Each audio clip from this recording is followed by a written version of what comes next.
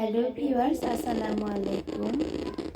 কথাটা হচ্ছে, সবাই কিন্তু আমরা সফলতা অর্জন করার চেষ্টা করি। অ্যাকচুয়ালি সফলতা অর্জন হওয়াটা এটা রাব্বুল আলামিনের একটা আম, মানে দৃষ্টান্ত, তাই না? আল্লাহ রাব্বুল আলামিন যখন যাকেই সফলতা দান করবেন তিনি তখন সফল হতে পারবেন।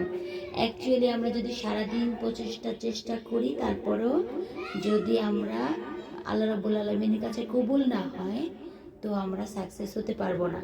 তবে পাড়া প্রতিবেশী, বন্ধু বান্ধব, বাবা মা, আত্মীয় স্বজন, ভাই বোন সবাই বলবে, কী রে, তুই না ব্যবসা করতে গেলি, লস খাইলি, তুই না কিছু করতে পারলি না, তোর দ্বারা এটা সম্ভব না, এটা সেটা কখনো চিন্তা করবেন না।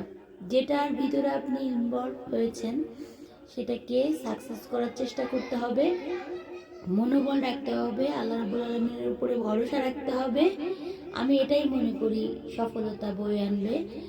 আর কখনো পিছু পাওয়া যাবে না। যে কোনো জিনিস আপনাকে একজন বলতেই পারে, একজন একটা কথা। আসলে কি, আমরা বাঙালি, আমাদের মন এত ছোট যে কাউকে যদি কখনো দেখি যে না, সে বড় হতে যাচ্ছে বা সে সফলতা অর্জন করতে যাচ্ছে, তখন কিন্তু আমরা পা উপরের দিকে, যদি কেউ গাছে উঠতেছে তার পাটা ধরে ছাড়ছাড় করে নিচে নামায় ফেলি।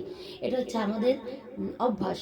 আবার যদি দেখেন যে কেউ পানিতে পড়ে গেছে, সাঁতরাতে পারে না, তাকে কিন্তু তুলে না, দৌড়ায় চলে যায় আর বলে যে অমুক মরে যাচ্ছে, দেখো। ঠিক আছে? তো আমরা এটা সেটা না ভেবে চেষ্টা করতে হবে। আল্লাহ রাব্বুল আলামিনকে তাওয়াক্কুল, তো আল্লাহকে তাওয়াক্কুল করতে হবে, চেষ্টা করতে হবে। সফলতা অবশ্যই হবে ইনশাআল্লাহ। তো আসসালামু আলাইকুম। কেমন লাগলো আমার কথাগুলো? যদি ভালো লেগে থাকে অবশ্যই লাইক, কমেন্ট, শেয়ার করবেন।